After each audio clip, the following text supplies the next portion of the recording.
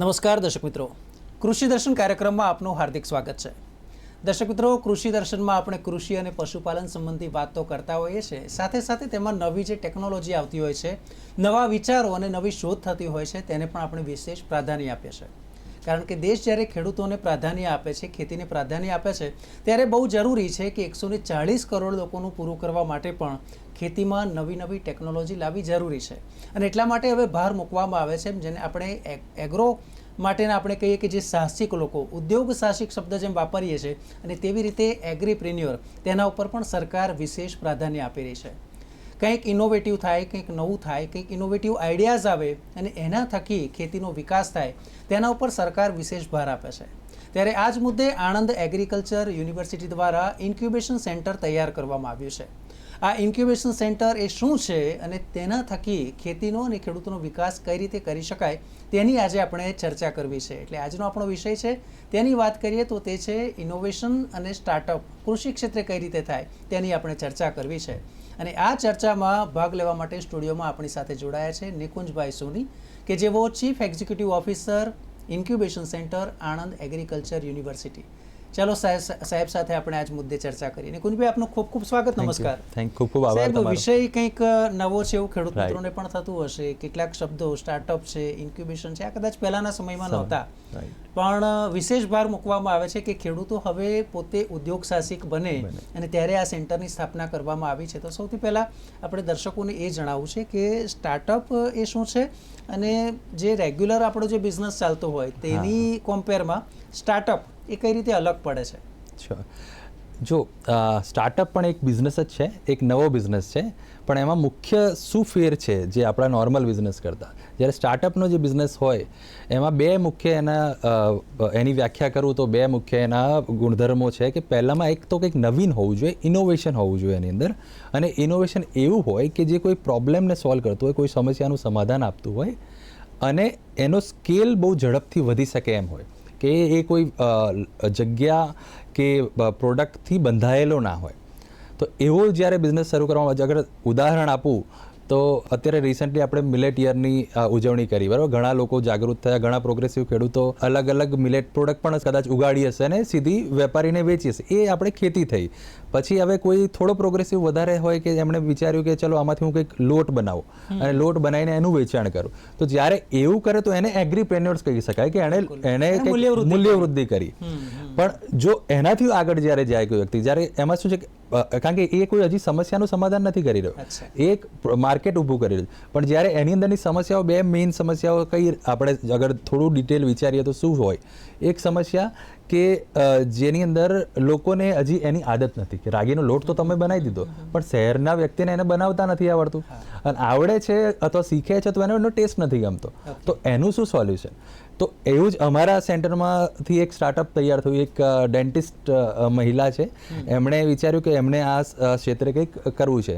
તો એ સ્ટાર્ટઅપમાં એમણે શું કર્યું કે એમને બે અલગ અલગ રેડી ટુ ઈટ પ્રોડક્ટ તૈયાર કરી, કે જેની અંદર જે બાળકો માટે કે જે મિલેટના પેનકેક કે એક રેડી બેટર તૈયાર કર્યું કે જેની સેલ્ફ લાઈફ છે ફોર એક્ઝામ્પલ 1 વર્ષની.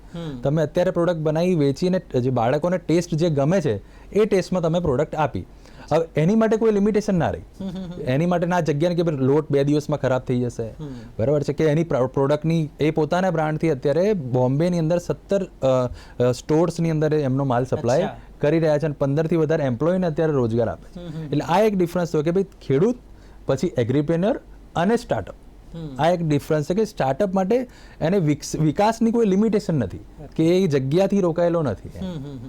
એટલે કહી શકાય કે એ જે વ્યક્તિ છે, એ જે ગ્રાહક છે, તેને રસ રુચિ અનુસારનું આપે, ટેકનોલોજીમાં કંઈક બદલાવ આવ્યો હોય, એના સમયની બચત થાય, અને સાથે એનો ટેસ્ટ પણ જળવાઈ રહે, તેના પર વિશેષ ભાર આપવામાં આવે, અને તેને આપણે સ્ટાર્ટઅપ કહેતા હોય છે. એક બાબત એ છે કે આપણે આ ડિફરન્સની વાત કરી ત્યારે એક સવાલ એ પણ આવે છે કે ઇન્ક્યુબેશન સેન્ટર એ શું છે? આપણું જે સેન્ટર છે આણંદ ખાતે, ત્યાં ખાસ કરીને કઈ પ્રવૃત્તિ થાય છે, ખેડૂતો સાથે આપણે કઈ રીતે કનેક્ટ રહીએ છીએ, થોડી એની વાત કરશો. શ્યોર છે.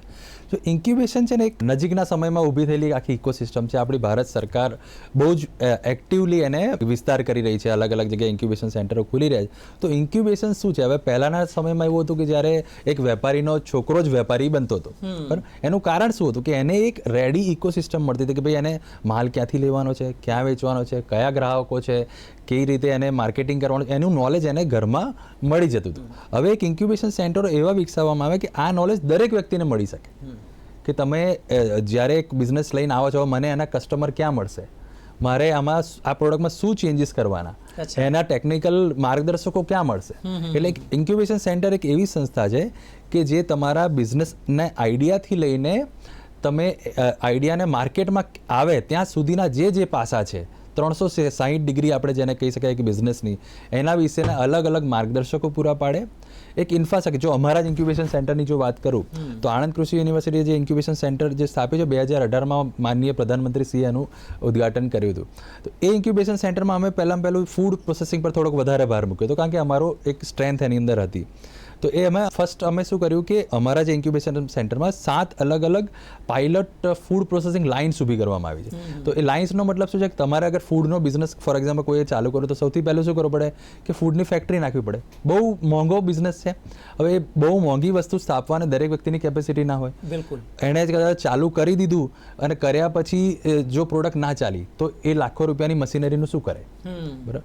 તો અમે શું કર્યું કે અમે 7 અલગ અલગ મશીનરીની નાની ફેક્ટરીઓ જ ત્યાં ઊભી કરી દીધી કે તમારી પાસે કોઈ આઈડિયા છે, આવો પહેલી પ્રોડક્ટ અહીંયા આગળ બનાવો અને માર્કેટમાં મૂકી જુઓ. જો તમારો કસ્ટમર એક્સેપ્ટ કરે છે તો પછી આગળ વધો, બરાબર. પછી એના પછી બીજો સ્ટેજ આવે કે નવ વ્યક્તિને કોઈ ધંધો ઓપન કરવા માટે એક ઓફિસ જોઈએ, કંપની ખોલવાની, એનું માર્ગદર્શન ક્યાંથી મળે, ઓફિસ ક્યાંથી લેવી, પછી ઓફિસની અંદર જે નોમિનલ ફેસિલિટી, એનું રેન્ટ ચાલુ થઈ જાય, એનું ઇલેક્ટ્રિસિટી બિલ ચાલુ થઈ જાય, એને એક સારી જગ્યાએ ઓફિસ લેવી પડે, એનો ખર્ચો, ઇન્ટિરિયર વગેરેનો ખર્ચો. તો અમે અમારી સેન્ટરની અંદર એક આખી કોવર્કિંગ સ્પેસ ડેવલપ કરી કે તમે અગર જો કંઈક ઇનોવેટિવ કરી રહ્યા છો તો આવો અમારે ત્યાં જ તમારી કંપની શરૂ કરો. બિલકુલ, બહુ સરસ વાત કરી. એટલે દર્શક મિત્રો, આપણે કહી શકાય કે જે એક ટ્રાયલ કરવાની હોય એના માટેને એને જે બેઝિક નોહાવની જરૂર હોય, કઈ રીતે કરવામાં આવશે તેનું પ્રેક્ટિકલ જ્ઞાન આપવામાં આવે અને આ રીતે કહેવાય કે એક નવો જે એન્ટરપ્રિન્યોર છે તેને તૈયાર કરવામાં આવે છે અને સ્ટાર્ટઅપ છે તેને વેગ આપવામાં આવે છે. સરકારશ્રીના સતત તે માટેના પ્રયાસ છે ને તેટલા માટે જ આણંદ ખાતે આ ઇન્ક્યુબેશન સેન્ટર ઊભું કરવામાં આવ્યું છે. આગળ પણ આપણે આ વિષય પરની ચર્ચા જારી રહેશે, ક્યાંય જતા નહીં. આપ જોડાઈ રહેલો કૃષિ દર્શન સાથે.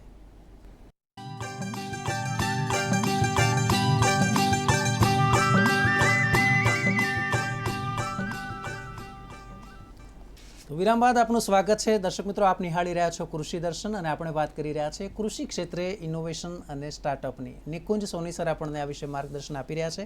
નિકુંજભાઈ, ચર્ચાનો દોર આગળ વધારી એક બાબત એ પણ છે કે ડિફરન્સ શું, એગ્રીપ્રિન્યોરની વાત કરીએ, એન્ટરપ્રિન્યોરની વાત કરીએ, ઉદ્યોગ સાહસિક આપણે વર્ષોથી સાંભળતા આવ્યા છે, પણ હવે ખેતીમાં ખાસ કરીને વિશેષ રૂપે વધારે લોકો તૈયાર થાય અને પહેલાના સમયમાં જે હતું કે માત્ર એક ખેતીમાં કંઈક પેદા કરે અને વેચે, બજાર શોધવા જવાનું, બજારના જે ભાવ હોય એને સ્વીકારવા પડે. પણ જો ઉદ્યોગ સાહસિક બને, કંઈક વેલ્યુ એડિશન કરે તો બહુ મોટું પરિવર્તન આવી શકે છે. આપનું શું માનવું છે? બિલકુલ, આને બહુ મોટી શક્યતાઓ રહેલી છે. જો ખેડૂત સાહસિક તો પહેલેથી જ છે, બરાબર છે, કારણ કે એને ખબર નથી કે એનું બજાર ક્યાં છે, એનો ભાવ કેટલો મળશે, વાતાવરણ શું રહેશે.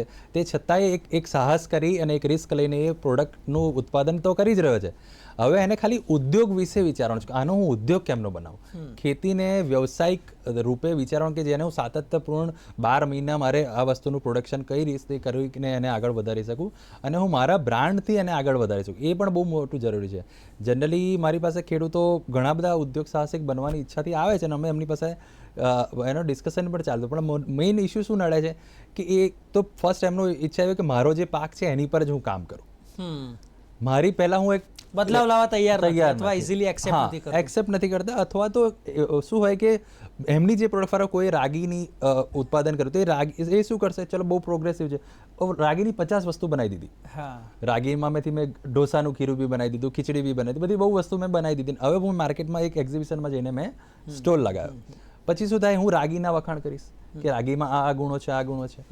અને એમાં હવે તમે મને કસ્ટમર આવ્યો, હું તમારી પાસે, તમે મને કન્વિન્સ કર્યો, અને કન્વિન્સ કર્યા પછી એક પ્રોડક્ટ હું લઈ ગયો તમારાથી, પણ એ પ્રોડક્ટ તમારી બેસ્ટ પ્રોડક્ટ નથી, મને એ પ્રોડક્ટ ના ગમી, તો ફરીવાર હું તમારી દુકાનમાં કોઈ વસ્તુ લેવા નહીં આવું. તો એ વસ્તુ નડે છે. એમાં છે ને એક ફોકસની જરૂર છે કે એક વસ્તુ કે જેમાં તમે બેસ્ટ કરી શકતા હોય એને પર ફોકસ કરો અને જેમાં એક્સપર્ટીસ ક્રિએટ કરો. એવું નહીં કે મેં 50 પ્રોડક્ટો બનાવી દીધી અને એને પછી હું એનું પ્રોડક્ટ બનાવીને માર્કેટ શોધવાની જગ્યાએ પહેલા માર્કેટને શેની જરૂર છે એવી રીતે, હા, એ ફર્સ્ટ આઈડિયા. આપણે છે ને અધર વે અરાઉન્ડ જઈ રહ્યા છીએ. રાઈટ. ઓકે સાહેબ, જ્યારે આપણે આ વિષય પર વાત કરીએ છીએ તો એટલે દર્શકોને થાય કે ઇન્ક્યુબેશન સેન્ટરમાં કઈ સુવિધા હશે અથવા તો ત્યાં આવે તો એમને ત્યાં શું જોવા મળે? શ્યોર. જો આપણા સેન્ટરની જેમ વાત કરું કે આપણી જે સેન્ટર છે એ ઇન્ક્યુબેશન સેન્ટર, એ એક તો પહેલો કે એક અલગથી એક સંસ્થા તરીકે ઊભું કરવામાં આવી છે કે આણંદ કૃષિ યુનિવર્સિટીએ એક નોટ ફોર પ્રોફિટ કંપની ઊભી કરી છે કે જેથી કોઈ ઉદ્યોગ સાહસિકોને મદદ કરવામાં કોઈ રીતે રૂકાવટ ના આવે. હવે એ સંસ્થાની અંદર મેં કહ્યું કે અમે છે ને 4 મેઇન પાસાઓ પર વધારે ભાર મૂકીએ. એક તો તમારી પ્રોડક્ટ બનાવવા માટેની ઇનિશિયલ ફેસિલિટી અગર પોસિબલ હોય તો અમે એ તમને પ્રોવાઈડ કરી દઈએ છીએ કે જેમ કે ફૂડ પ્રોસેસિંગની અમારી પાસે છે, તમે કોઈ ફર્ટિલાઇઝર પર થોડું કામ કર્યું હોય તો એની પણ ઇન્ફ્રાસ્ટ્રક્ચર ક્રિએટ છે, એવી અલગ અલગ ક્રિએટ છે. સેકન્ડ વસ્તુ તમને મળે કે ટેસ્ટિંગની ફેસિલિટી. હવે પ્રોડક્ટ બની ગઈ, એને ટેસ્ટ કરવા ક્યાં જવું? તો કારણ કે અમે આણંદ કૃષિ યુનિવર્સિટીમાં છીએ, તમારી પાસે ઘણા બધા સાયન્ટિસ્ટ અવેલેબલ છે, તો જો તમે ઇનોવેટિવ કંઈક કરતા હોય તો અમે એને ટેસ્ટિંગની ફેસિલિટી પૂરી પાડે. પછી એના પછી તમને જે તે વિષયમાં નડતરરૂપ પ્રશ્નો હોય એની માટે અમે 50થી વધુ મેન્ટરો, માર્ગદર્શકોનો પૂલ ઊભો કર્યો છે કે તમારે જે પણ વિષયમાં, ફોર એક્ઝામ્પલ કોઈને બિઝનેસનું જ્ઞાન નથી, કોઈને બ્રાન્ડિંગ નથી ખબર પડતી, કોઈને પ્રોડક્ટ ડેવલપમેન્ટ કેમનું કરવું, અથવા એ પ્રોડક્ટની કેમ તમે આજે પ્રોડક્ટ બનાવી દીધી કે ફૂડ પ્રોડક્ટ બનાવી, હવે એની સેલ્ફ લાઈફ 3 દિવસમાં ખરાબ થઈ જાય છે, હવે એને કેમ નહીં વધારવી, એની માટેના માર્ગદર્શકોનું આખું જૂથ અમે ઊભું કર્યું કે જે તમારી માટે અવેલેબલ છે. અને એ પછી તમારી કંપની સેટઅપ કરવા માટેની કોવર્કિંગની આખી જગ્યા ઊભી કરેલી છે. અને એમાંથી જો તમે આગળ વધી ગયા તો અમારી પાસે અલગ અલગ ગવર્મેન્ટ સ્કીમ્સ અવેલેબલ છે કે જેમાંથી તમને આગળ ફાઇનાન્શિયલ મદદ પણ અમે પ્રોવાઈડ કરી શકીએ. બિલકુલ. હવે સાહેબ, જ્યારે આપણે વાત કરીને એટલે ઘણા દર્શકોને એમ થતું હશે કે પછી તો અમે ઇન્ક્યુબેશન સેન્ટરમાં જોડાઈ શકીએ. તો જો એમણે જોડાવવું હોય, કોઈ ખેડૂતોએ જોડાવવું હોય, કોઈ યુવાનોએ જોડાવવું હોય, તો એ માટેની પદ્ધતિ શું છે અને ખાસ કરીને એમના માટે કયા પ્રોગ્રામ્સ ત્યાં ચાલી રહ્યા છે? બિલકુલ. ના, જોડાવવું હોય તો જો આપણું સેન્ટર તો દરેક માટે ઓપન છે, ગમે તે વ્યક્તિ આવી શકે છે. હવે એની અંદર 2 પ્રકારના, એક તો યા તો તમે નોર્મલ એગ્રીપ્રેન્યોર છો કે તમારે ખાલી એક ફૂડ પ્રોસેસિંગ મૂલ્યવર્ધન કરવું છે, બરાબર? કોઈ વ્યક્તિ એક પ્રોડક્ટ બનાવી એનું તમારે ખાલી મૂલ્યવર્ધન ક્રિએટ કરવું છે, તો મૂલ્યવર્ધન માટે નોર્મલ ગાઈડન્સ તમારે જે પણ જોઈએ એ પણ અમારે ત્યાં ફૂલ અવેલેબલ છે. પણ તમે એક સ્ટાર્ટઅપ છો, તમે કંઈક નવો આઈડિયા લઈને આવ્યા છો, નવો કંઈક વિચાર તમને આવ્યો છે કે જે આઈડિયા તમારો છે કોઈ સમસ્યાનું સમાધાન કરી રહ્યો છે, તો એવા સ્ટાર્ટઅપ માટે અમે છે ને અલગ અલગ પ્રોગ્રામ ચલાવીએ છીએ. અમે 2 અમારા મેઇન પ્રોગ્રામ છે. ફર્સ્ટ પ્રોગ્રામનું નામ છે પલ્લવ પ્રોગ્રામ. પલ્લવ પ્રોગ્રામમાં શું છે, આઈડિએશન સ્ટેજ પર તમે છો, તમે આઈડિયા લઈને આવ્યા અને તમે કહ્યું કે મારે સર આનો બિઝનેસ બનાવવો છે, તો એમાં અમે છે ને અમારી વર્ષે 2 વાર અરજીઓ એમાં મંગાવીએ છીએ. તો એમાં આખા ભારત ભરથી 200 થી 250 લોકો જનરલ અરજી કરતા હોય છે. એમાંથી અમે 41 સારા આઈડિયા, ઉત્તમ વિચારોને સિલેક્ટ કરી અને એ આઈડિયાને પછી 1 મહિના સુધી અમારી સેન્ટરમાં ટ્રેનિંગ આપીએ કે આખો મહિનો એ વ્યક્તિ પોતાના બિઝનેસ પર કામ કરે અને માર્ગદર્શકોની દેખરેખમાં કામ કરે. અચ્છા.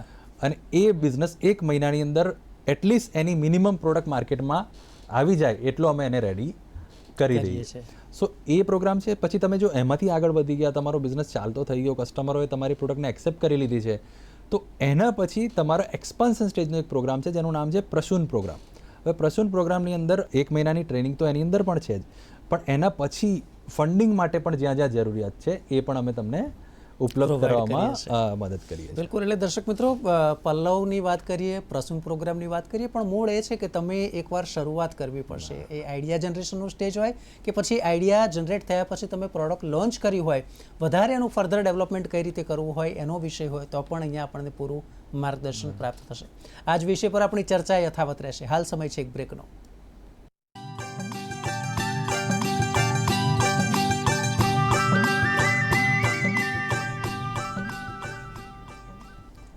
તો વિરામ બાદ ફરી એકવાર આપનું સ્વાગત છે. દર્શક મિત્રો, આપ નિહાળી રહ્યા છો ત્યારે કૃષિ દર્શન કાર્યક્રમ અને કૃષિ ક્ષેત્રે ઇનોવેશન અને સ્ટાર્ટઅપ આ વિષય પર આપણી ચર્ચા જારી છે. નિકુંજ સોની સર આપણને માર્ગદર્શન પૂરું પાડે છે. સાહેબ, જે પ્રમાણે આપણે ચર્ચા કરી છે, હવે જો ઇન્ક્યુબેશન પ્રોગ્રામમાં કોઈએ જોડાવવું છે તો કોઈ મિનિમમ લાયકાત કે એવું કંઈ ખરું?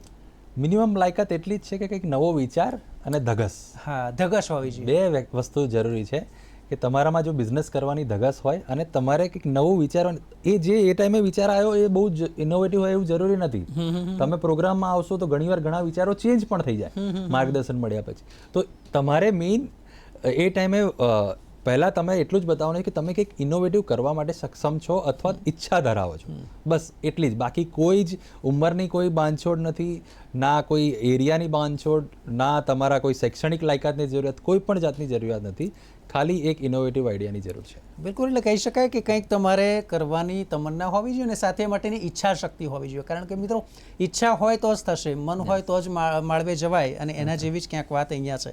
સાહેબ, એક બાબત એ પણ મારે આપની પાસેથી જાણવી છે કે કૃષિ ઉદ્યોગ સાહસિકની જ્યારે વાત કરીએ છીએ, એગ્રીપ્રિન્યરની જ્યારે વાત કરીએ છીએ, તો સરકારની વિશેષ રૂપે આના માટે કઈ કઈ સહાય, એની થોડી માહિતી આપશો? બિલકુલ બિલકુલ. સ્ટાર્ટઅપ ઇકોસિસ્ટમ ડેવલપ કરવા માટે જે કરંટ ગવર્મેન્ટ આપણી જે કામ કરી રહી છે, એના છેલ્લા 10 વર્ષ પહેલાં આપણે સ્ટાર્ટઅપ ઇન્ડિયાનું એક ઇનિશિયેટિવ ચાલુ કર્યું. તો સ્ટાર્ટઅપ ઇન્ડિયા હેઠળ અત્યાર સુધીમાં 1 લાખથી વધુ સ્ટાર્ટઅપ ભારતમાં રજીસ્ટર થાય અને આપણે વિશ્વની ત્રીજી સૌથી મોટી સ્ટાર્ટઅપ ઇકોસિસ્ટમ બન્યા. પણ કૃષિ ક્ષેત્રે અગર જોઈએ તો કૃષિ ક્ષેત્રે એટલો પર્સન્ટેજ વિકાસ નથી, કારણ કે આપણું મોટાભાગનું ક્ષેત્ર જે છે એ ખેડૂતો દ્વારા ડોમિનેટેડ છે. પણ એને જ ડેવલપ કરવા માટે અત્યારે દરેક વિભાગે, ભારત સરકારના અને સ્ટેટ સરકારના દરેક વિભાગે પોતાની એક સ્ટાર્ટઅપ યોજના ચાલુ કરી. જેમ કે પશુપાલન વિભાગની પોતાની યોજના છે, કૃષિ મંત્રાલયની પોતાની યોજના છે, આઈટી મંત્રાલયની પોતાની યોજના છે. હું એમાંથી મેઇનલી જે 4 યોજનાઓ જે અમારા સેન્ટરમાં ચાલે છે એની તમને થોડીક વધારે માહિતી આપવા માંગીશ કે જેનાથી હું સીધો તમને ગાઈડ કરી શકું. અમારા સેન્ટરમાં મેઇનલી અમારી જે મુખ્ય યોજના છે, ભારત સરકારના કૃષિ મંત્રાલય અંતર્ગત રાષ્ટ્રીય કૃષિ વિકાસ યોજનાની અંદર RKY રફતાર agri business incubation scheme છે, કે જેની અંદર મુખ્ય આજે પલ્લવ અને પ્રસૂન પ્રોગ્રામ મેં તમને જણાવ્યા, એની અંદર જે ફંડિંગનો પાર્ટ છે એ યોજનાની અંદર આપવામાં આવે છે. કે જે આઈડિયા સ્ટેજવાળા લોકો જે આવ્યા, તો આઈડિયા જો ડેવલપ થઈ ગયો, તમે 1 મહિનામાં દેખાડ્યું કે તમે એની પર કામ કરવા માટે સક્ષમ અને ધગસ ધરાવો છો, તો એમાં 5 લાખ રૂપિયા સુધીનું ફંડ ભારત સરકાર આપે છે. અને આ fund total grant in add fund છે. તમારે એમાં કંઈ પાછું નથી આપવાનું કે ના કોઈ સબસિડી છે. ટોટલ ફંડ છે જે તમારે તમારા બિઝનેસ માટે યુઝ કરવાનું છે. અને એ જ મેં તમને જેમ કહ્યું કે પ્રસૂન પ્રોગ્રામ છે, એની અંદર કૃષિ મંત્રાલય દ્વારા અપ ટુ 25 લાખ સુધીની ગ્રાન્ટ ઉપલબ્ધ છે. આ બંનેની અગેન કે એલિજિબિલિટી ક્રાઇટેરિયામાં શું આવે કે કંઈક ઇનોવેટિવ હોવું જોઈએ, જરૂરી છે. બરાબર. બિલકુલ સર, એક બાબત એ પણ છે કે જ્યારે આ વિષયની આપણે ચર્ચા કરીએ ને તો ઘણી વાર એમ થાય કે કોઈ આઈડિયાઝ લઈને પણ આવે છે, ને બીજી બાજુ સરકારી પ્રોગ્રામ હોય એટલે એ પણ છે કે સરકારના ચોક્કસ ધારાધોરણને આપણે ફોલો કરવા પડે. અને એ બાબતે જો વાત કરીએ તો ક્યાંક ચોક્કસથી આપણે કહી શકાય કે આણંદ આપણા ઇન્ક્યુબેશન સેન્ટર માટે પણ પડકાર તો હશે જ. તો ખાસ કરીને કેવા પ્રકારના એગ્રીપ્રિન્યર આવતા હશે ને તમને કયા પડકાર જોવા મળે છે? અને એગ્રીપ્રેન્યરમાં ફંડિંગના રીતે આપણે જોઈએ તો મેઇનલી જે ફંડિંગ, સ્ટાર્ટઅપ ફંડિંગ માટે પણ લોકો જ્યારે આવે છે તો જનરલી છે ને એ એક ફોકસ લઈને આવે કે મારે મશીનરી માટે ફંડિંગ જોઈએ છે, રાઈટ? તો એમાં થોડોક ઇશ્યુઝ અમારી પાસે, કારણ કે અમારે સ્ટાર્ટઅપમાં અમારો મેઇન હેતુ શું છે કે તમે સ્ટાર્ટઅપને લીન રાખો. લીનનો મતલબ કે જે માળખાકીય જરૂરતો છે એમાં બહુ મોટું ઇન્વેસ્ટમેન્ટ ના કરો. તમે ઇન્વેસ્ટમેન્ટ કરો બ્રાન્ડ બનાવવામાં, કસ્ટમરને આકર્ષિત કરવામાં ઇન્વેસ્ટમેન્ટ કરો. બાકી ફોર એક્ઝામ્પલ તમારે ફૂડની પ્રોડક્ટ બનાવી છે તો ફૂડ માટે કોઈ ફેક્ટરી અવેલેબલ હોય, અમારી જેમ કે ઇન્ક્યુબેશન સેન્ટર, એનો ઉપયોગ કરીને સ્ટાર્ટિંગમાં લોન્ચ કરી દો. એમાં પણ ક્યાંક જોબ વર્ક બી થતું હોય. હા, જોબ વર્ક પણ કરાવી લો. તમારે 0 થી આખી ફેક્ટરી ઊભી કરવાની જરૂરિયાત નથી. તમે પહેલા ફોકસ કરો કે એનો કસ્ટમર ક્યાં મળે. બિલકુલ, ફેક્ટરી ખોલીને ગ્રાહક શોધવા નથી જવાનું. ગ્રાહક શોધો ને પછી જરૂર પડે તે પ્રમાણે ડેવલપમેન્ટ કરો. તો એમાં પછી થોડુંક એમાં એવા પણ એકચ્યુઅલી અમુક ક્ષેત્રમાં જરૂરી છે, જેમ કે આપણે મૂલ્યવર્ધનમાં એ વસ્તુનું બહુ જરૂરિયાત છે.